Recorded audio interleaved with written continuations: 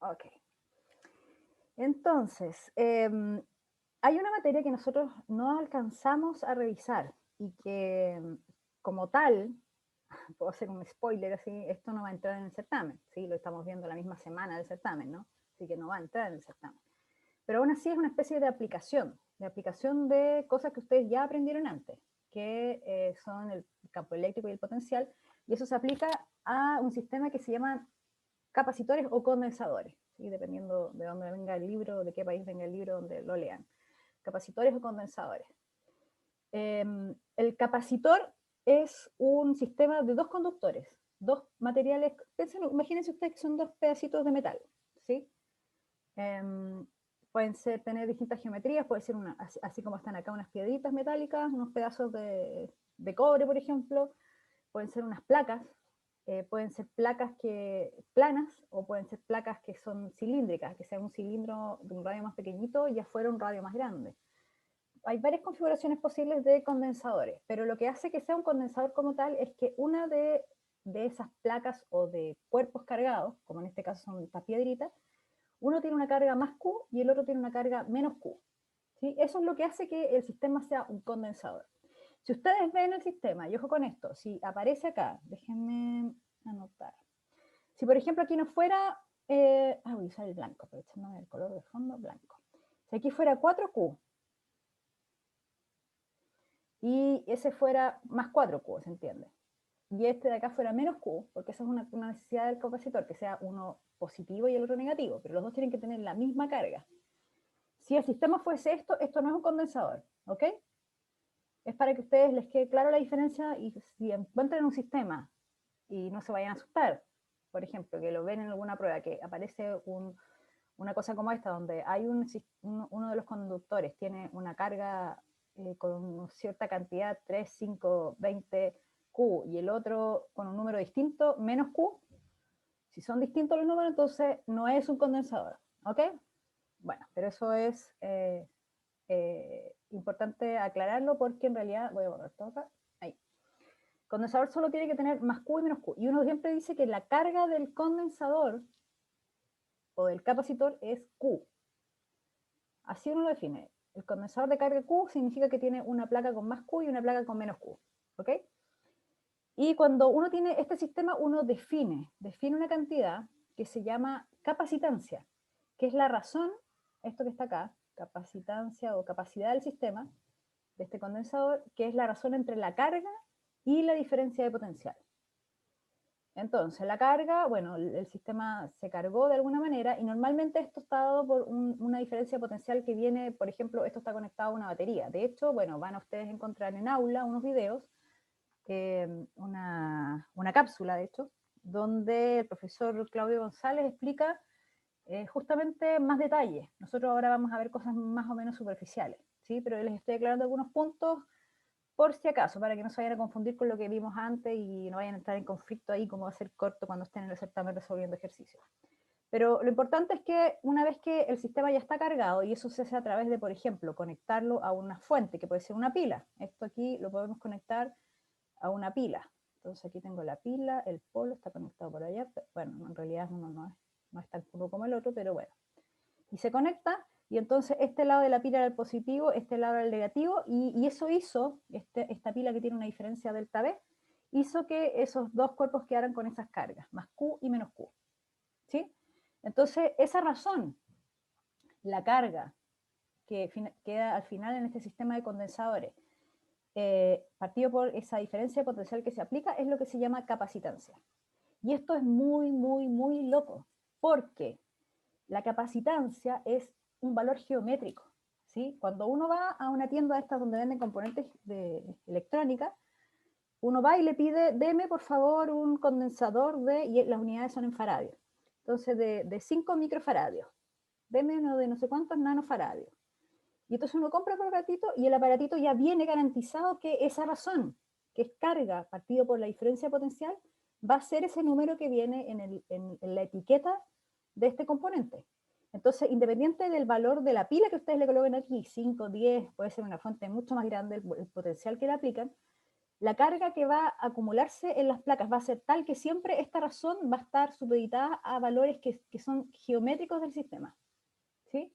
Entonces, eso es lo que usted, el detalle de cómo esto pasa cuando son aquí cargas que son como redonditas, pero pueden ser, voy a borrar, cuando son cargas, por ejemplo, placas, como en este caso aquí, placas, estas que están en celeste son placas planas, positiva con más Q y negativa con menos Q. Entonces, claro, hay formas de obtener esta razón Q partido por delta B, y en el caso de las placas planas, si ustedes lo ven en la clase que preparó el profesor Claudio, entonces ustedes van a encontrar que esta razón Q partido por delta B va a ser epsilon 0 área partido por B. Y esto es consistente con lo que le acabo de decir. La capacitancia depende de valores geométricos. O sea, cuando yo compré este capacitor chiquitito, este elemento electrónico, que normalmente, bueno, aquí no pusimos fotos porque en realidad eso está en la presentación de Claudio, pero hay unos que vienen las patitas metálicas y viene como así, acá, el microfaradio, y viene escrito ahí, qué sé yo. Hay otros que son como de hecho como cilindros, y ahí vienen las patitas. Y entonces, qué sé yo, milifaradios. Hay unos que son gigantones, pero son elementos en los que se controló, por ejemplo, si fueran placas paralelas, el área de la placa metálica que acumuló la carga y la distancia entre las placas, como está aquí en el dibujo. Entonces, eso obviamente se controla de fábrica, y es por eso que entonces la capacitancia, a pesar de que es una cosa relacionada a la respuesta del sistema, igual se controla con variables de la geometría. Y nuevamente tengo que insistir acá, se los digo para que, no sé si me está poniendo atención, si no, escúchenme bien, lo voy a repetir una vez más. Lo siguiente, si aquí fuese 4, voy a usar el color blanco, 4Q, y aquí menos Q, esto no sería un condensador, ¿ok? Ojo con eso, ¿ya? Si solamente, obviamente que ustedes pueden encontrar el campo entre medio, porque ustedes ya han hecho el cálculo, aquí como este fondo es negro voy a usarlo. Si ustedes tienen, por ejemplo, una placa que tiene carga 4Q, o bueno, voy a hacerlo de otra manera, voy a hacerlo si fuera 4 sigma, la densidad de carga, y acá abajo fuera menos sigma, ¿cierto? Entonces yo podría determinar el campo en algún punto del espacio, puede ser, por ejemplo, aquí al medio. Estoy aquí al medio, tengo las dos contribuciones. El 4 sigma, en este punto, produce un campo que va hacia allá, el campo que es 4 sigma, ¿cierto? Es constante, recuerda que un plano cargado produce un campo constante. ¿Y cuál es el valor de ese campo? ¿Alguien me lo dice por ahí? ¿Cuál es? ¿Cuál es?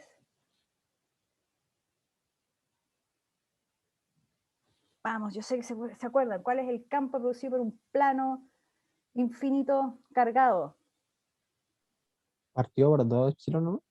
Otra vez, ¿cómo es que no se escuchó al inicio? Partido por 2 epsilon. O sea, era arriba como. Bueno, igual lo que iba en el chat, profe. Ah, lo escribiste en el chat, no lo vivo. Ya. El otro compañero también le escribió. Ah, Me Ricardo, acordaba que era dos partido por partidos por 2. epsilon, no. Claro, porque en realidad, a ver, el sigma es el sigma, y en este caso es 4 sigma, ¿cierto? Así que el 4 sigma es lo que va arriba. Y es partido por 2 epsilon 0, ¿sí? Entonces al final quedaría el 2 arriba. Voy a usar otro color ahora para el otro campo, para que no se... Y entonces el otro campo es el producido por el plano menos sigma. Y el menos sigma también apunta en la misma dirección, porque si el plano es negativo, las líneas de campo entran, ¿cierto? Pero es más cortito. En realidad aquí no me quedó a escala, por favor, perdonen, pero es que uno es 4 veces el otro, sí, ¿cierto? Entonces el campo producido por menos sigma, ¿cuánto es? La magnitud.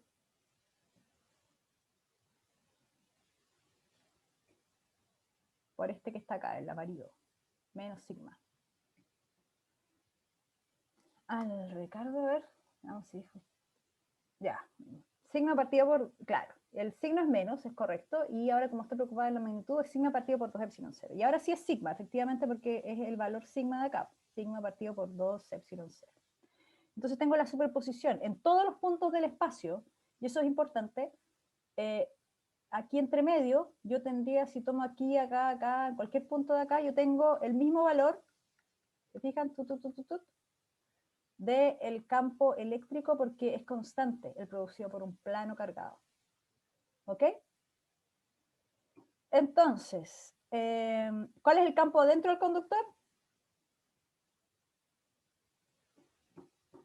¿Cuál es el campo eléctrico adentro del conductor?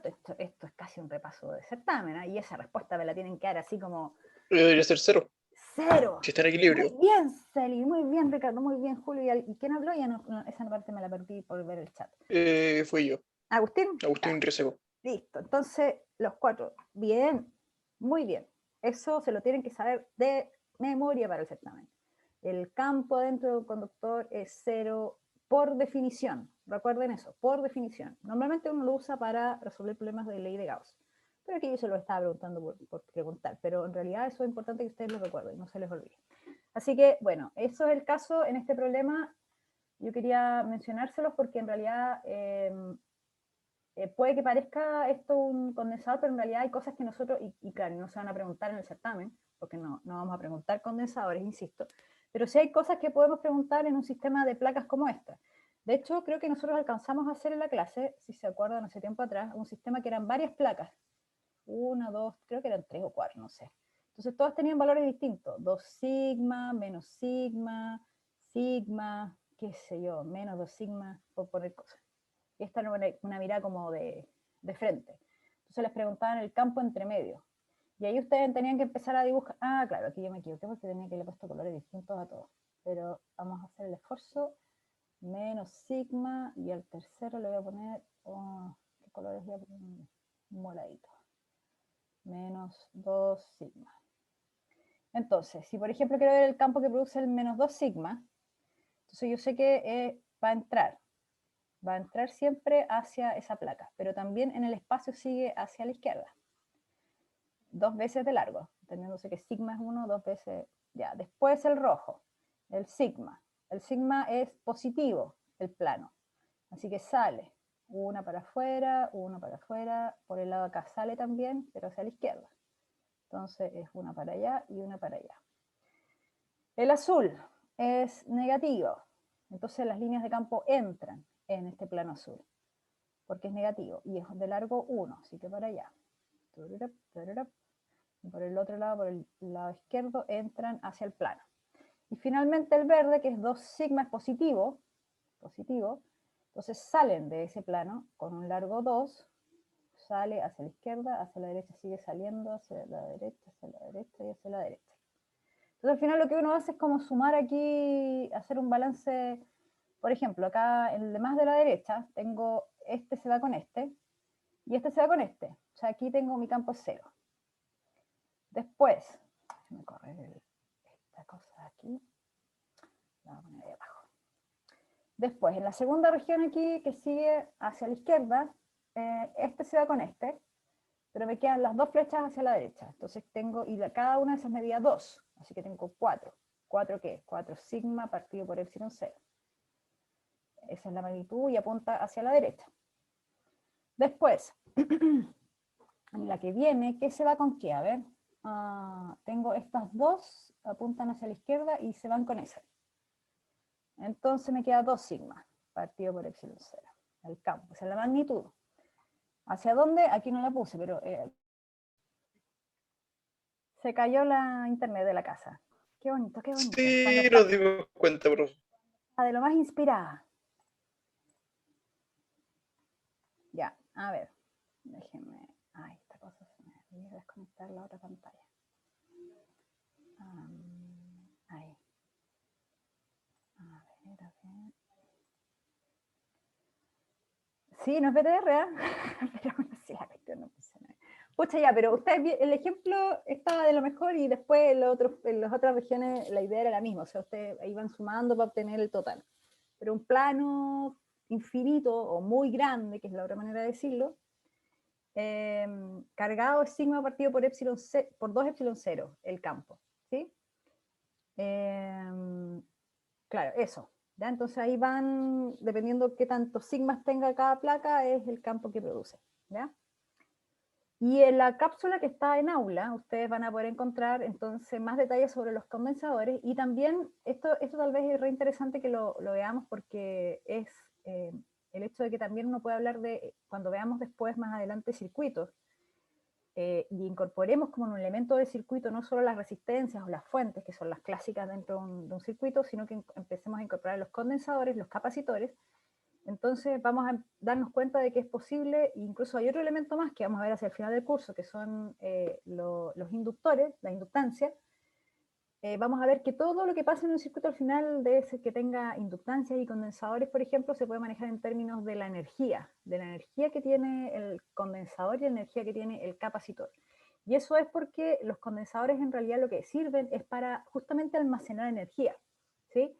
Cuando uno lo conecta hasta una fuente y queda cargado de la manera que está ahí en la foto, cargado, con una carga Q y más Q y una menos Q, entonces al final lo que tenemos ahí es una especie como de dispositivo parecido a la fuente, pero lo que hace al final es generar una diferencia potencial, así como las pilas o qué sé yo, cualquier otra fuente, de una manera más controlada, ¿sí? No es como la fuente que uno la enciende y tira al tiro la diferencia potencial, o la pila, uno la conecta a los terminales y listo, la diferencia potencial, no. Los condensadores tienen un comportamiento más controlado, uno puede controlar de mejor manera cómo entrega esa diferencia potencial. Y cuando lo tienen circuitos con condensadores y con inductancias, uno puede utilizar criterios de energía para encontrar cómo cambia la energía del sistema y dónde se acumula la carga y dónde se acumula, bueno, en el caso de la inductancia, después ya es corriente. Claro, Juan dice acá que se usan para arrancar motores, para dar un arranque con fuerza. Los condensadores, bueno, se utilizan para muchísimas cosas, ¿eh? Y además aquí en el dibujo aparece como que no tuviese nada entre medio, y de hecho la fórmula está escrita con un epsilon 0, y ya sabemos que el epsilon 0 está asociado al vacío, y es porque en este dibujo estamos asumiendo que no hay nada entre medio. Pero en realidad en los condensadores además uno puede meter un material dieléctrico entre medio y genera un efecto más todavía interesante con respecto a la capacitancia y, bueno, y los potenciales que se pueden conseguir y el campo eléctrico. El campo eléctrico es una de las cosas interesantes que se pueden aumentar al colocar una placa entre medio, si este sistema es condensador de placas, una placa dieléctrica. Entonces vayan después a las cápsulas que están en aula para ver los detalles de condensadores. Y bueno, y aquí es donde empezamos la segunda mitad del curso. El curso hasta ahora había sido todo electrostática, si recuerdan bien. Partimos con las cargas, los objetos cargados, cómo se cargaban los objetos. Entendimos que habían varias formas, estaba la fricción, estaba el contacto, ¿sí? La inducción, incluso hablamos con el caso de los dieléctricos, uno podía polarizar los materiales dieléctricos. Y después entendimos cómo se calculaban todas esas interacciones que existían entre objetos que ya se habían cargado por alguno de estos métodos que conocimos. Y calculamos entonces la fuerza electrostática.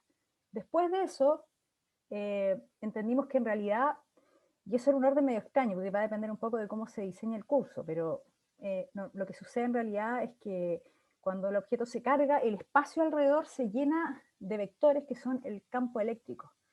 Y si aparece otro cuerpo cargado, entonces va a aparecer una interacción, que es la fuerza, como todos los objetos que interactúan, como en el caso gravitatorio, la fuerza gravitatoria, en este caso el hecho de que tenga una carga hace que se visibilice desde el punto de vista eléctrico, y entonces aparece la interacción que es la fuerza eléctrica.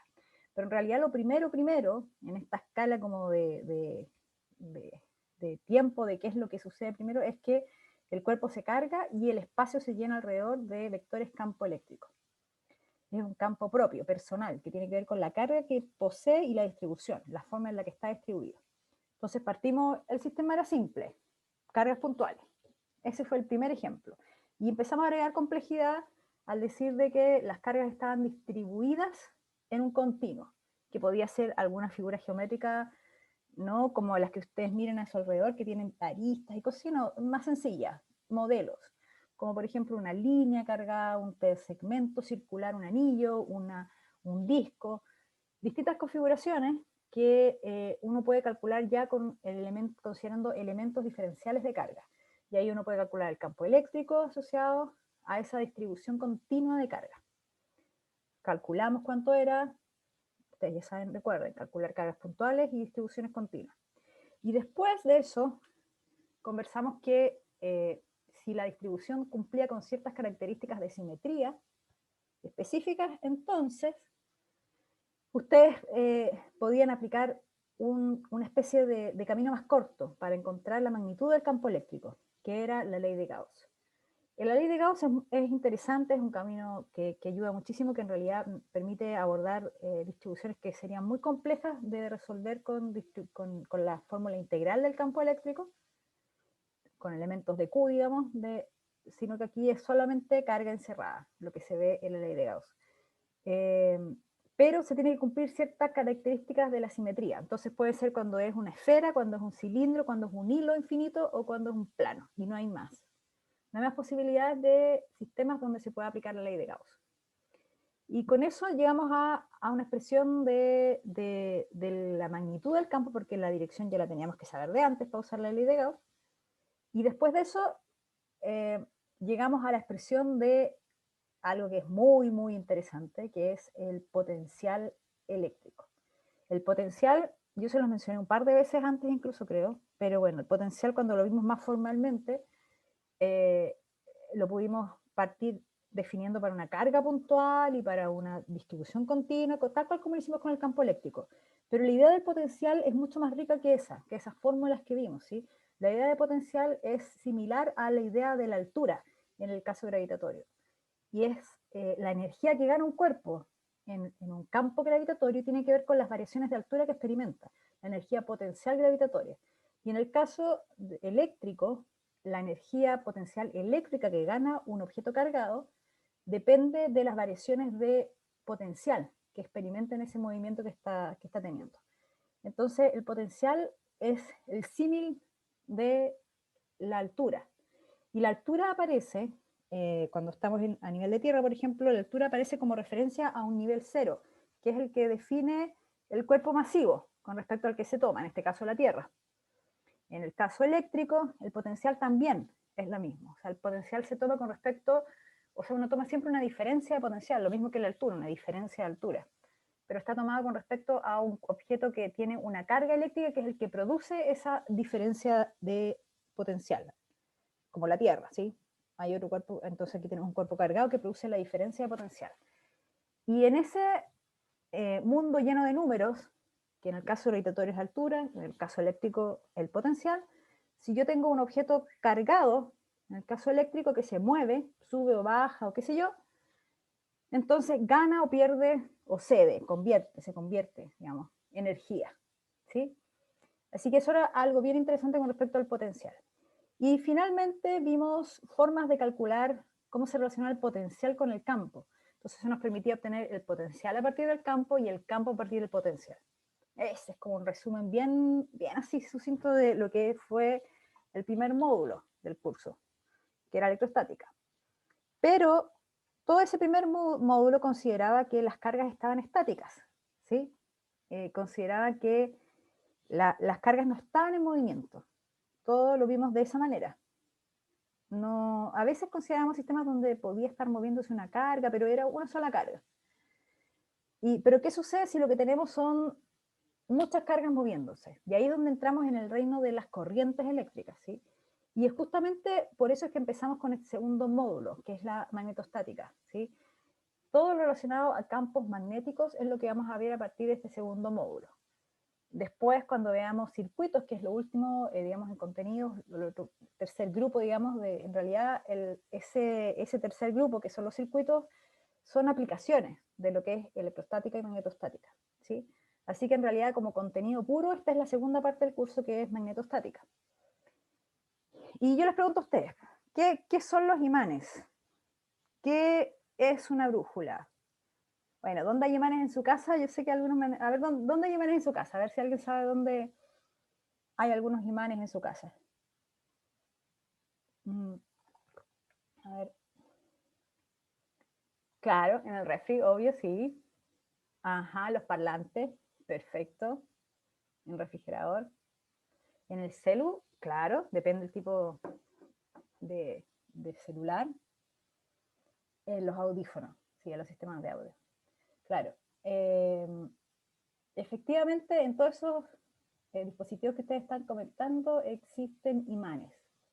Y se han preguntado qué es lo que son, qué es lo que hace que estos materiales muestren ese... Por favor, Carol, no digas a tu mamá que está vacunada, por Dios. No, no puedes decir eso, Carol. La pseudociencia está infectando este curso. No, no.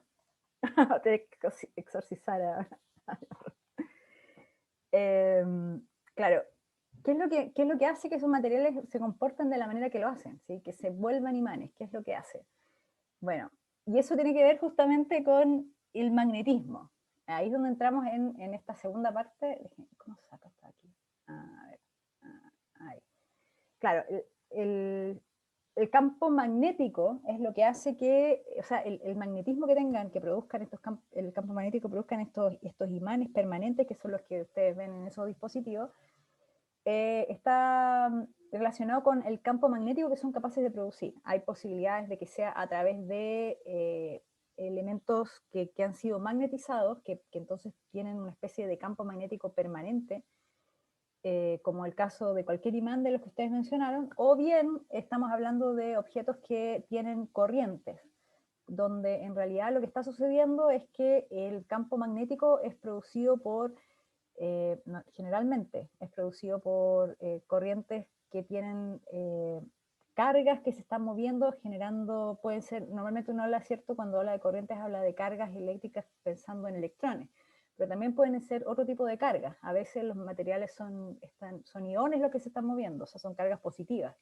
Y en el caso de la Tierra, por ejemplo, el centro de la Tierra, a ver, voy a adelantarme uno. Acá el manto de la Tierra lo que encierra es un centro líquido. Y hay muchas teorías que tratan de explicar cómo es que la Tierra presenta este campo magnético. Hay unas que son más o menos aceptadas por la comunidad científica, porque en realidad no hay con total, absoluta certeza. O sea, hay muchas mediciones que indican que es así, que estamos hablando de que hay un centro líquido, ¿sí? que es rico en algunos metales que son magnéticos, y entonces al moverse esas cargas dentro del material generan el campo que es el que manifiesta la Tierra.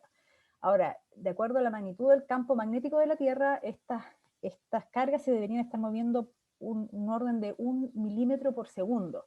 Tampoco son movimientos que uno se imagina así como, ¡fuah! ¡Qué locura de movimiento de cargas dentro! No. ¿Sí? 1 milímetro por segundo, si lo piensan, no es tanto. Pero piensa en una masa gigante donde eso se está moviendo de esa manera, no es tan despreciable, ¿no? Entonces, la Tierra lo que tiene son cargas que se están moviendo, que están generando entonces este campo magnético al interior. Me salté la primera acá, pero también lo que tienen son materiales que están magnetizados, donde esas corrientes, que son las que generan el campo magnético, en realidad están al interior de los átomos del material. ¿Sí? En estos materiales que se llaman magnéticos, que pueden ser ferro, pare, no sé, hay distintas categorías de materiales magnéticos, lo que sucede es que hay una cosa llamada spin, que es como una especie de campo magnético interno de los átomos, ¿sí? En realidad de los electrones. Cada electrón, entonces, por el hecho de que gira en su eje, es capaz de generar una especie de spin, ¿sí? de campo magnético propio. Y ese campo magnético es el que ya a nivel macroscópico, dependiendo del tipo de material, va a depender muchas cosas más porque hay efectos que son cuánticos casi, pero va a manifestar que finalmente el material tenga o no tenga una orientación completa macroscópica de la que tiene un imán, un campo magnético como con un polo norte y un polo sur, como se ve ahí en el dibujo. Entonces es el equivalente a la idea de las cargas. Si se fijan, hay líneas de campo que salen y entran. En el caso del imán, que se ve en la izquierda, las líneas de campo salen del polo norte magnético y entran por el polo sur magnético. Y en la Tierra, así como se ve a la derecha, el polo sur magnético coincide con el polo norte geográfico, geográfico. Y el polo norte magnético coincide con el polo sur geográfico. Entonces está como al revés, el geográfico con el magnético en la Tierra. Sí, pero lo interesante es que cuando ustedes colocan una brújula que las brújulas eran una de las preguntas que salía al inicio, que la brújula lo que permite es ver la orientación del campo magnético y eso ayuda a orientarse en la Tierra. Y eso es porque, déjenme anotar acá, ¿dónde quedó el? Esperemos un segundo, tengo que correr esto. Ahí. Ya. Ay. Esta cosa. Ahí sí, ya. Entonces yo coloco una brújula. Las brújulas tienen así como unas agujas que les marcan apuntan hacia el norte, ¿sí? Suponiendo que este es el lado que marca la dirección. Entonces, cuando yo lo coloco en algún lugar de la Tierra, por ejemplo, y aquí obviamente no estoy sobre la Tierra, pero en realidad las líneas de campo también se proyectan sobre la Tierra. Entonces, si estoy, por ejemplo, acá, lo que va... No sé por qué no me queda orientado bien esto. Si esto está acá... ¡Ay, qué raro! Me sale chueco. Y ahí está entonces la brújula apuntando hacia allá, es porque se está orientando en la misma dirección que están las líneas de campo. Entonces, claro, acá se orienta hacia acá, si estoy por este lado, se orienta hacia allá, y si se fijan, se orienta con la misma dirección de las líneas de campo, y esa dirección es en este caso hacia arriba, que sería el norte. ¿Pero qué norte? El norte geográfico. Entonces, las brújulas lo que permiten es orientarse hacia donde está el norte, ¿sí?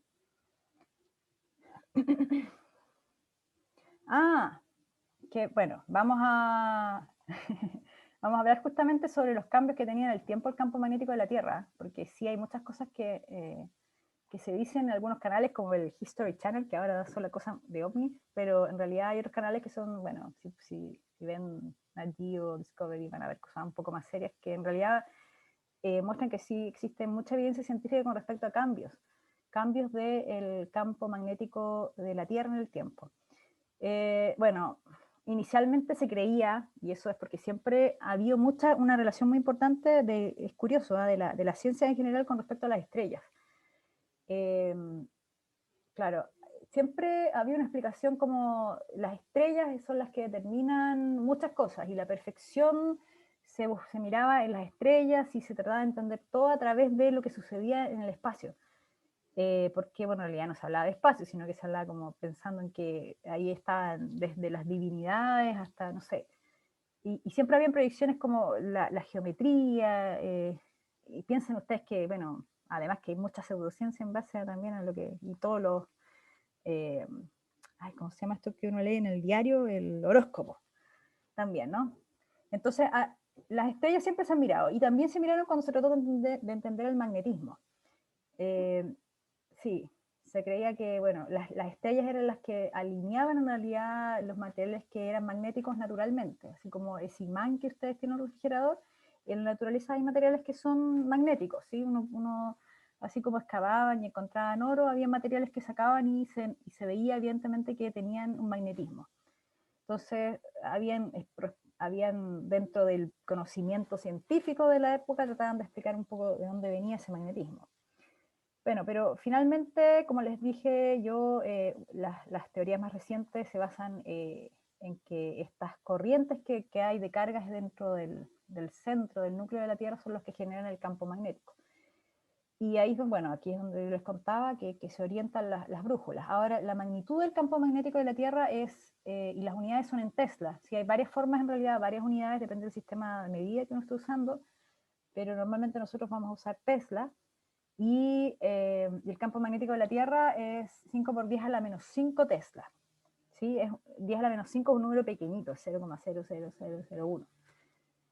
Bueno, en este caso 5. Y una de las cosas que tiene este campo magnético de la Tierra es que nos protege de la radiación ionizante que viene, la radiación cósmica, ¿sí? Aquí en este diagrama pictórico muestra como la radiación solar, que es la que está relativamente más cercana, ¿no? Pero hay mucha otra radiación que anda por ahí en el espacio, radiación cósmica que atraviesa la Tierra, algunas que no tienen carga, no son desviadas por el campo magnético, las atraviesan y no nos hacen nada, pero cuando la radiación es ionizante, cuando tiene carga, esa radiación produce, si nosotros fuésemos expuestos a esa radiación, tendríamos daños a nivel de ADN incluso. Nos afectaría, sería mutagénico, cancerígeno, tendríamos un montón de problemas como la radiación cuando la gente dice que fue expuesto a la radiación y después tiene problemas, bueno, los clásicos son los cánceres, pero pueden ser los hijos con problemas de deformaciones, todo eso es por la radiación. Y el campo magnético lo que está haciendo es proteger la Tierra, ¿sí? Proteger la Tierra de toda esta radiación, y bueno, el protegernos de radiación también protege nuestro sistema de telecomunicaciones. Y ese campo magnético, como bien decían, se ha movido en el tiempo, va cambiando. Acá hay registros desde los momentos que se ha podido medir, de 1800, ahí como ha ido moviéndose el campo magnético al norte, el polo norte, ahí en esas líneas rosadas, cómo se ha movido de acuerdo bueno, a otros registros anteriores. Se ha debilitado también un 10% desde el siglo XIX. Siglo XIX no es hace tanto tiempo atrás, ¿no?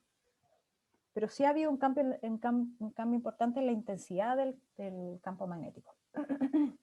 Y eso, bueno, se explica... Ah, no, me salió la animación aquí. Pensé que me iba a salir. Ah, ahí está saliendo, ya, perfecto. Entonces, eso, claro, esa disminución que se ha visto en el campo magnético, en realidad es algo que ya ha sucedido antes, ¿sí? Han habido rotaciones del campo magnético de la Tierra, o sea, no siempre, si ustedes usaran una brújula, les apuntaría hacia el norte, sino que en otras ocasiones de la edad geológica de la Tierra, esa brújula había apuntado hacia el sur. Se han invertido los polos magnéticos con el tiempo, y la forma de registrarlo, de hecho, es, bueno, tiene que ver con esa animación, ¿sí? Este magma que viene del centro de la Tierra, cuando ha aflorado por alguna grieta, por ejemplo, alguna una falla geológica, entonces va, en la medida que se va enfriando, los materiales van guardando consigo la orientación del campo magnético terrestre, ¿sí? Porque van quedando orientados de acuerdo a cómo estaba en ese momento el campo magnético terrestre. Y así entonces uno va viendo en las capas ahí, que aquí aparecen con distintos colores, pero la idea es que uno va viendo la polaridad del campo magnético en ese momento geológico. Entonces, la rotación, como dice ahí, sucede normalmente cada 300.000 años. Eso es lo que se ha visto en edad de la Tierra. Y el problema es que la última reversión sucedió hace 780.000 años, o sea que estamos atrasados. Es como que ya debió haber pasado uno hace 300.000 y se retrasó y siguió. Es como cuando en Chile decimos que se viene el terremoto y ha pasado mucho tiempo y todavía no hay terremoto, y es como que ¿cuándo va a venir el terremoto? Bueno, algo así pasa con el campo magnético, ¿sí? Esa disminución que les dije yo del 10% es probable que tenga que ver con eso, con el hecho de que en algún minuto va a haber una reversión del campo magnético. Ahora, ¿cuándo va a suceder? Por supuesto que eso va a pasar mucho tiempo antes que algo como eso suceda. Sí, ya se debería venir el temblor, ¿eh? Yo lo estoy esperando. Acuérdense de dejar todo despejadito al lado de su cama ahí cuando se acuesten, para que si tienen que salir arrancando.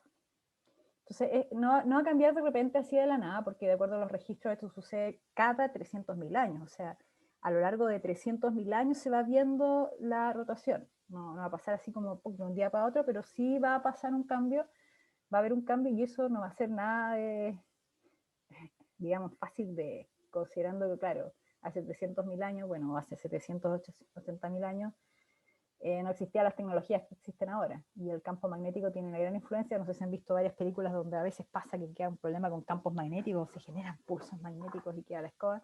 Bueno, sí, va a ser complejo pensar en un escenario con las tecnologías que tenemos ahora, pero estamos lejos, no va a ser, por supuesto, en nuestra vida.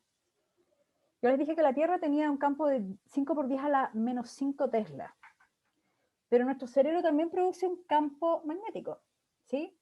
Produce un campo magnético que es ínfimo y que está relacionado justamente con las corrientes que se producen neuronales, ¿sí? Cuando hay transmisión de información entre neuronas, lo que está pasando ahí son corrientes pequeñitas, ¿sí? Corrientes eléctricas. Y esas corrientes son las que generan el campo magnético. Ahora, no es un efecto porque son femtoteslas, son cantidades muy, muy pequeñitas. Esto es mucho más chico que un nano Tesla. Entonces, lo que está pasando ahí no da como para que se pegue o no se pegue algún imán, o puedan mover cosas, no sé. Claro, no es como un magneto, como Claro, o algún otro superhéroe. El imán del refrigerador, ese que ustedes pegan ahí, ese tiene militesla, para que se hagan una idea del orden de magnitud, versus los femtotesla del cerebro o los 10 a la menos 5, porque 10 a la menos 13 es militesla. Entonces, en realidad el campo de la Tierra, a pesar de que no es tan grande, pues es 2 órdenes de magnitud más pequeño que el imán del refrigerador. ¿Se dan cuenta? O sea, es chico. Pero igual es importante para protegernos de la radiación. Y los campos más grandes que se han podido producir en nuestro planeta han sido los campos que se han hecho a través de pulsos en laboratorios, ¿sí? Laboratorios muy específicos con equipamientos sofisticados, muy sofisticados. Estoy hablando en lugares específicos en Estados Unidos y en Europa. Los más grandes han sido 150 Tesla, entonces nunca van a ver un campo superior a eso. Ese es el número más grande que pueden, por lo menos ahora. A lo mejor con otras tecnologías más adelante pueden subir, pero tampoco son cantidades muy grandes, 150 Tesla. A diferencia de cuando hablamos de volt, ¿cierto? Porque una cosa puede tener 200.000 volts, no sé.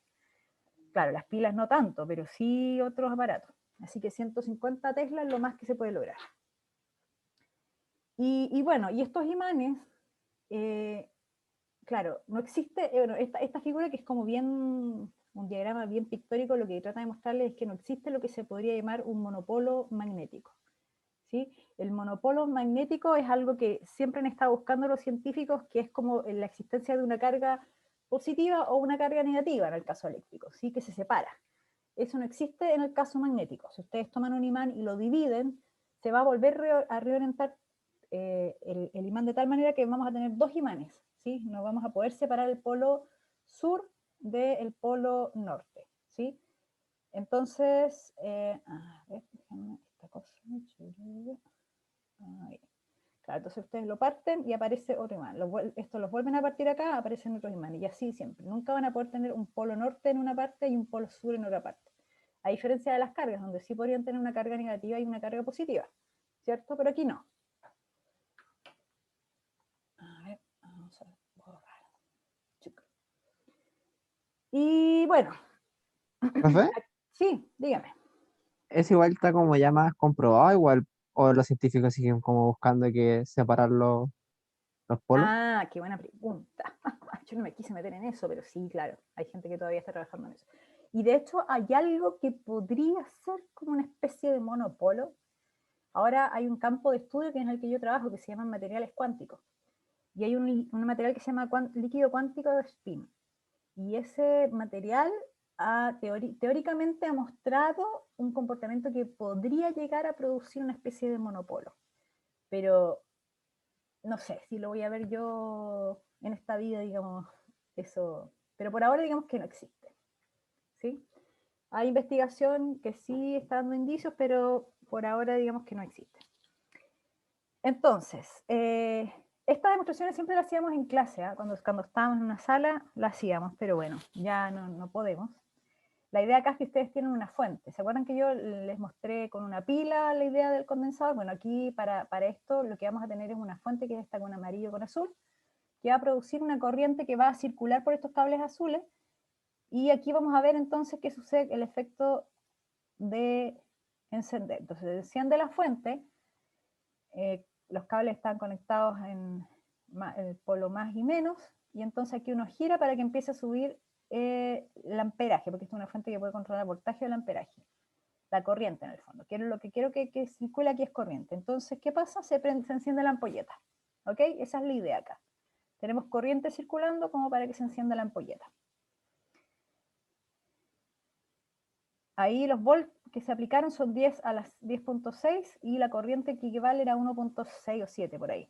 ¿Ve? Entonces uno puede, las dos cosas, ver la equivalencia en este caso.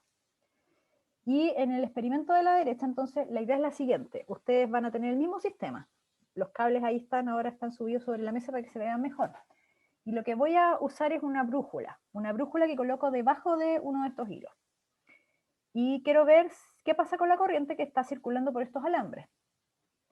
Entonces, vengo y coloco la brújula. La brújula no, la fuente está apagada, no hay nada encendido. Entonces vengo y está encendida ya la fuente y empiezo a subir la corriente. Ahí está subiendo, ¿ven? Entonces, fíjense cómo, ¿se fijaron cómo cambió? ¿Lo alcanzaron a ver o no? A ver, me voy a devolver. Miren las brújulas, miren la brújula. Y ahí, giró. ¿Fijaron? Y queda más o menos perpendicular. Ahí la están bajando y vuelve a estar como estaba inicialmente. Pero cuando se sube, queda perpendicular a la orientación del cable. Entonces, definitivamente, algo está produciendo esta corriente que está circulando para que pueda orientar estas brújulas de esa manera. ¿Sí? Recuerden, la brújula sigue la dirección del campo magnético y se pone perpendicular. Entonces, lo que está pasando es justamente que las corrientes son capaces de producir campos magnéticos, así como la corriente que estaba en ese alambre. Aquí, bueno, aquí en este dibujo aparece como si fuera un hilo, como está acá a la derecha, pues la foto. Es un hilo donde arriba hay un contacto que está conectado a la fuente positivo y el otro negativo, entonces la corriente comienza a circular. Y cuando eso pasa, entonces yo tengo el campo magnético, aquí se usan unas limaduras de hierro para que muestre dónde están las líneas de campo. Entonces las líneas de campo se ven de esa manera, como si fuera, miren bien, como si fuera el norte arriba y el sur abajo. ¿Sí? Acá la idea del imán a la derecha es norte y sur, y las líneas de campo, como decíamos, saliendo del norte, entrando por el sur, pero en el caso de una especie de anillo, la corriente está circulando y usen la mano derecha, ¿sí? Para este ejercicio. Aquí voy a usar, a ver, no sé si esto, ahí sí, ya. Entonces, ustedes fíjense que aquí en el dibujo, la corriente está circulando, a ver, se usa la mano derecha así, de esta manera. La corriente hacia, o sea, tratan de reproducir ahí en el dibujo con la mano de esta forma, la manera en que gira la corriente. La corriente está girando así, ustedes lo miran de frente, gira así. Y entonces mi pulgar queda hacia arriba, cuando yo describo el movimiento de la corriente en el círculo así, hacia arriba. Eso va a pasar con la mano derecha. La mano derecha, cuando ustedes tengan un círculo aquí donde está la corriente circulando, les va a decir el pulgar el norte, hacia donde sale el campo magnético en este sistema donde está circulando la corriente así. Si la corriente estuviese circulando en la dirección contraria, ustedes usan la mano derecha también y el pulgar apuntaría hacia abajo. Entonces sería como que estuviese girado al revés en este caso. O sea, el norte apuntaría hacia abajo, porque la corriente estaría en la dirección contraria. La mano derecha les va a servir para eso en este caso. El giro de la corriente les dice la dirección del campo, ¿sí? Pero si no, me acuerdo una vez que, bueno, obviamente como el dedo indicaba el campo, me acuerdo que había manera, no sé si era que, si se apunta hacia arriba no puede ir hacia atrás, como dar vueltas hacia atrás, no sé si es así. ¿Cómo? El dedo hacia arriba y los dedos hacia atrás. Hacia atrás. No, es que hay una cosa que es el producto cruz. Eso, sí. Claro, no, ese es el producto cruz, todavía no llegamos a esa parte. Okay. Sí, no, eso ya cuando empezamos a calcular. Pero en este caso, esto es solo cualitativo. El giro que tiene ahí en ese anillo que se ve en la foto, en el amarillo, si ustedes tienen que usar la mano derecha y siguen el giro, el pulgar les dice hacia dónde está el norte magnético. Y en este caso, si estuviera girando la corriente en la otra dirección, en la opuesta que está en el dibujo, el norte sería hacia abajo. ¿Sí? Eso es sin hacer ningún cálculo todavía de producto. ¿Profe? Sí, a ver, sí, dígame. Es que ahí en la foto es como si la flechita estuviese girando hacia arriba. Sí, lo que ¿Por voy a qué lo hacer... hace como para el lado? Eso me enreda. Sí, voy a hacer aquí el dibujo.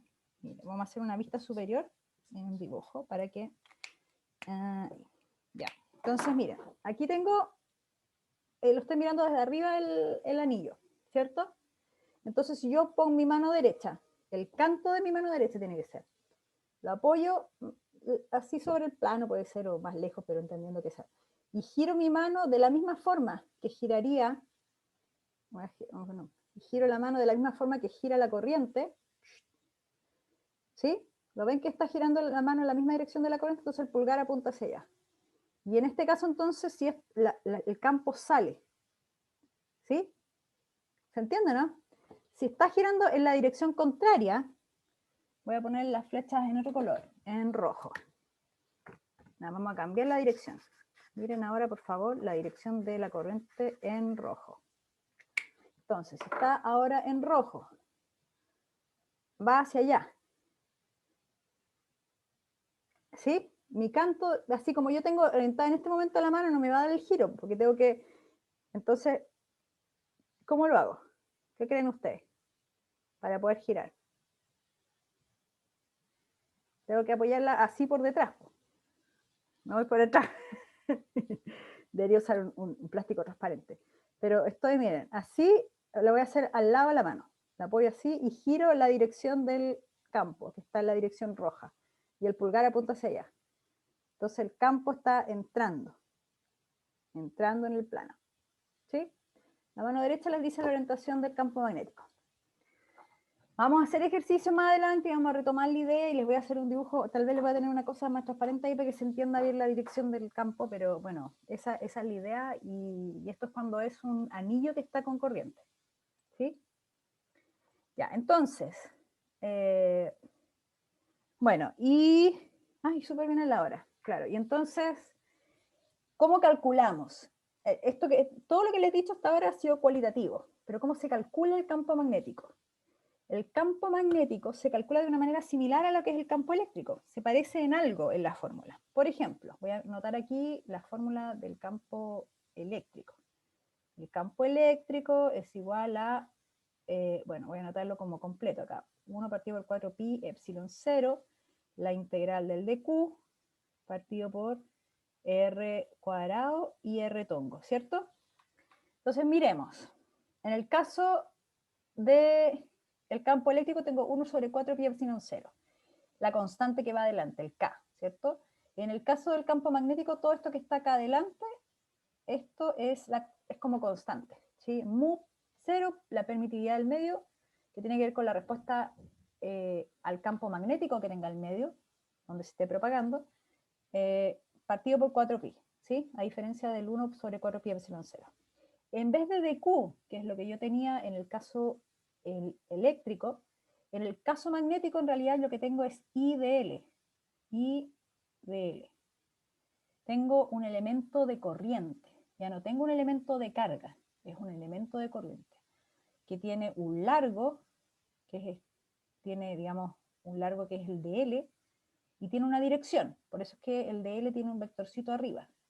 ¿Se acuerdan cómo la idea del el de L que iba con el lambda de L? Aquí la idea es la misma del de L. Es un elemento de largo, pero ahora ya no es de carga, sino que es de corriente. Hay un alambre que lleva corriente y entonces hay un elemento de largo de ese cable que lleva corriente que es el de L. El I de L junto es como lo que era el equivalente al de Q en el caso eléctrico. El R cuadrado es el mismo, R cuadrado, sigue siendo la misma dependencia en el espacio, ¿sí? Y en vez de tener un R tongo, que era lo que teníamos en el caso eléctrico, en el caso magnético tenemos el R tongo, pero va unido a el elemento de corriente a través de un producto cruz. Este producto cruz obviamente que hace las cosas un poco más difíciles, porque con el caso eléctrico ya era difícil obtener el R tongo, ¿se acuerdan? Una vez que no obtenía el R tongo, que en realidad era obtener primero el R, el vector R, después obtener el R tongo, bueno, y aquí también se podía obtener la magnitud del vector R, esas dos cosas. Entonces ahí uno reemplazaba y podía resolver la integral. Acá hay que encontrar el R tongo, escribir el DL y además después aplicar el producto cruz. Entonces eso le agrega algo más algebraico ahí que hay que tener cuidado cuando uno lo esté calculando. Entonces este tipo de vamos a hacer ejercicio en la próxima clase de cómo resolver. Esto ya se llama la ley de Biot-Savart, donde podemos calcular el campo eléctrico, en este caso, campo magnético, perdón, producido por un hilo que lleva corriente I, ¿sí? Que bueno, ahí puede tener la forma, puede ser una línea recta, es la misma idea como cuando teníamos carga, ¿sí? No todas las configuraciones se podían, sino que era un hilo recto que tenía carga, acá es un hilo recto que tiene corriente, o puede ser un anillo, o puede ser un arco, o puede ser... es como parecía las geometrías que se pueden dar, pero ahora son corrientes, no son cargas. Y siempre vamos a usar la mano derecha, porque la mano derecha, así como Catalina parece que había dicho, era, claro, ¿por qué se usaba la mano derecha? Claro, hay gente que la usa así como está en el dibujo. Yo nunca la aprendí a usar así, no sé por qué, no me gusta. no me convence mucho esa regla de la mano derecha. Yo uso la regla de la mano derecha con el giro. Cuando yo hago el vector A cruz B, apoyo mi canto de la mano en la dirección del vector A y giro mi mano derecha en la dirección que necesito para llegar al vector B. Y ahí el pulgar me dice la dirección del A cruz B. En esta regla de estático, tengo que ubicar mi índice en el A, el dedo del medio en el B, y el pulgar entonces me dice la dirección del A cruz B. ¿Sí? En muchos ejercicios que van a hacer en cálculo, o sea, en los certámenes, cuando les pidan calcular el campo magnético, primero les van a pedir las direcciones. Y esas direcciones ustedes las van a sacar con la regla de la mano derecha. O sea, van a poder justificar la respuesta a una dirección de un campo diciendo, por regla de la mano derecha, la dirección es tanto. ¿Ok? Entonces es importante que entiendan la idea de la regla de la mano derecha, sea esta que aparece aquí o la que yo les digo con el giro de la mano. Y bueno, y eso creo que me parece que esta era la última slide. Ah, no, bueno, era la misma idea de, claro, en el caso del hilo, lo que estaba pasando es que si la corriente estaba circulando en la dirección como aparece acá, entonces esas líneas, esas como flechitas azules, recuerden lo que yo les dije, el giro de esas flechitas azules, el pulgar les dice hacia dónde está la corriente circulando. Entonces cuando va girando, ahí la mano derecha para dar este giro que dan aquí alrededor este campo magnético, entonces, y abajo está la brújula se orienta igual que el campo magnético que pasa más cerca, que es el de abajo. Y entonces el campo viene hacia acá, y ahí es donde se orienta entonces rojito, es como la dirección, hacia nosotros, digamos. Así que, bueno. Y finalmente corriente, que es algo que, bueno, acá aparece en la expresión del campo magnético, ese I de L. En realidad, lo que vamos a considerar de ahora en adelante es que esa corriente es la variación de la carga en el tiempo, esa es la definición de corriente, pero además lo que vamos a considerar que lo que se está moviendo en realidad es, o sea, es carga positiva. ¿Por qué carga positiva? Porque, bueno, vamos a tomar como convención de que si conectamos, por ejemplo, una pila, a ver, entonces yo tengo aquí una pila, y tengo un alambre y por ejemplo una resistencia, no sé, para que no se nos vaya a cuetear el circuito, pero tengo más menos, y entonces la corriente va a ir así, circulando, de más a menos. Uy, se me cruzó ahí, pero se entiende, no por los cables, por el cable va circulando. De más a menos. Y para que tenga esta forma de circular, lo que uno está asumiendo es que la corriente, que es lo que uno dibuja acá, la corriente en realidad es la corriente como si fueran cargas positivas, no, aunque en la realidad lo que se mueve son electrones, ¿sí? Los electrones son los que se mueven. Pero uno está considerando para esta convención de que la corriente en realidad está por cargas positivas que se están moviendo. Esa es una convención que se usa universalmente, bueno, no sé si universal, pero mundialmente.